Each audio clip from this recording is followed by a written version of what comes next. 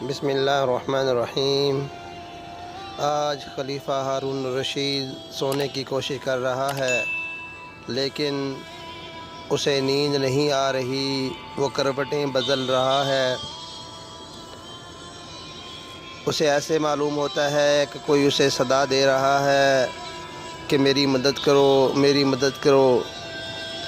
وہ اپنے نوکر کو آواز دیتا ہے اور بولتا ہے کہ دیکھو باہر مجھے کون پکارتا ہے۔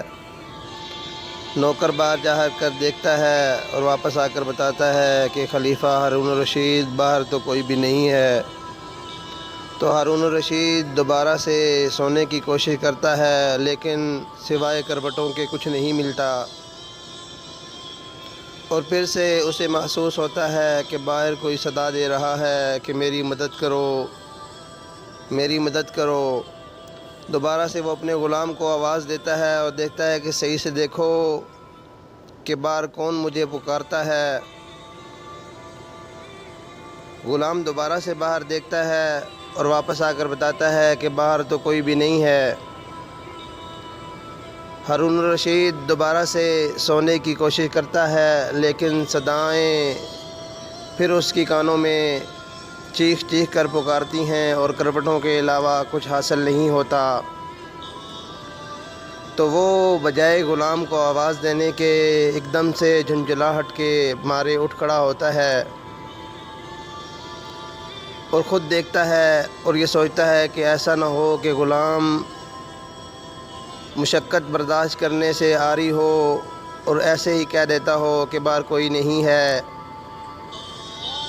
وہ ایک دم سے ہڑبڑا کر اٹھا اور باہر چل دیا کہ دیکھوں کون مجھے پکارتا ہے، لیکن اسے بھی کوئی نظر نہیں آیا۔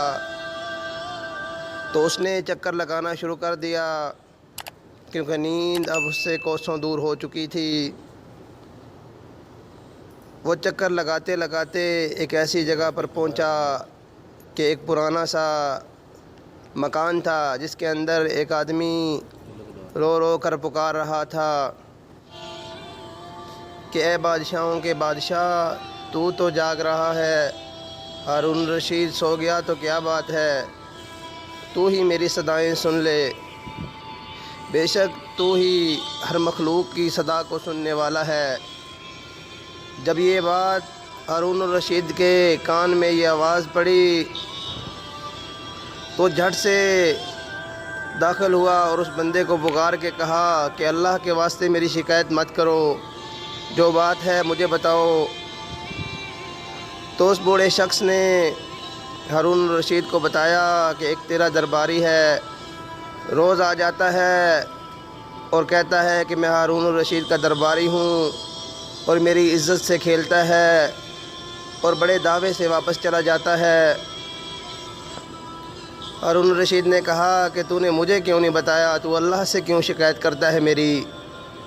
تو اس نے کہا کیونکہ وہ تیرے دربار کا آدمی تھا، اس لیے مجھے خوف ہو گیا کہ شاید تو انصاف نہ کر پائے، تو میں اللہ سے انصاف لے لیتا ہوں۔ اس نے کہا کہ اب جب درباری آئے تیرے گھر کے اندر تو مجھے ایک بار صدا دے دینا،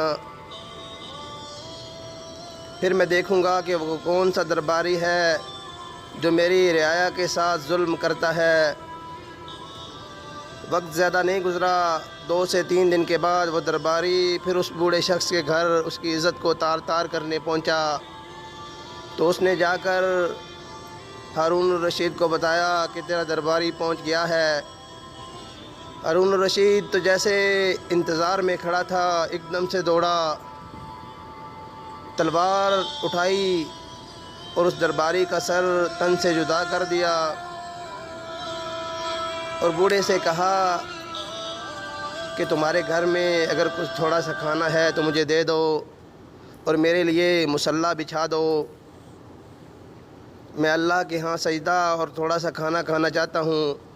تو اس بوڑھے شخص نے کہا کہ ہارون الرشید، میرے پاس تو بادشاہوں کو کھلانے والا کھانا نہیں، میں غریب آدمی ہوں۔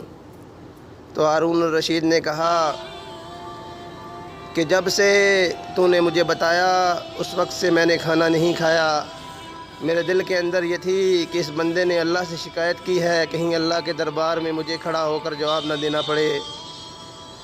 اور پھر اس وقت سے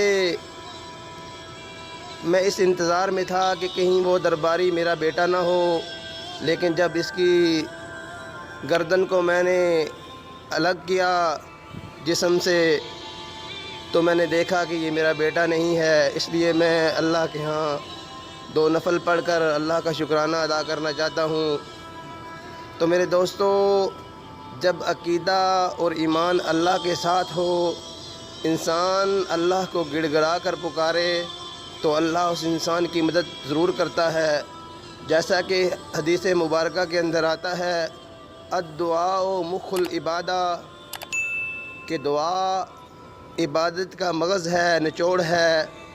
تو ہر وقت اللہ کو پکارنا چاہیے، اپنی دعاؤں کے اندر، اپنی صداؤں کے اندر اللہ کو یاد رکھنا چاہیے، اور اللہ رب العزت سے ہر وقت دعا کرنی چاہیے کہ یا اللہ ہمیں ایمان کے ساتھ زندہ رکھ، اور ایمان کی خاطر یا اللہ ہمیں زندہ رکھ اور ہمارا خاتمہ بھی بالایمان کر۔ اللہ رب العزت ہمیں عمل کی توفیق عطا فرمائے، اور زیادہ سے زیادہ اللہ رب العزت کی توحید کو سمجھنے کی توفیق عطا فرمائے۔ وما علینا الا البلاغ المبین۔